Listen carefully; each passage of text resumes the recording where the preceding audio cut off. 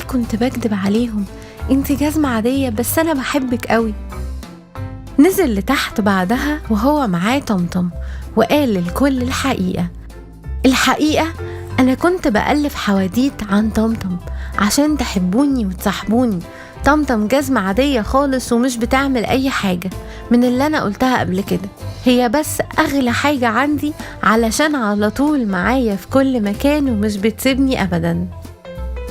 المديرة ابتسمت قوي وقالت شاطر يا حسن، عارفين يا ولاد الصراحة دي هي أكتر حاجة حلوة في الدنيا، واللي بيقول الحقيقة هو أشجع حد. وإدت حسن ميدالية الصادق الشجاع وكل المدرسة سقفت له.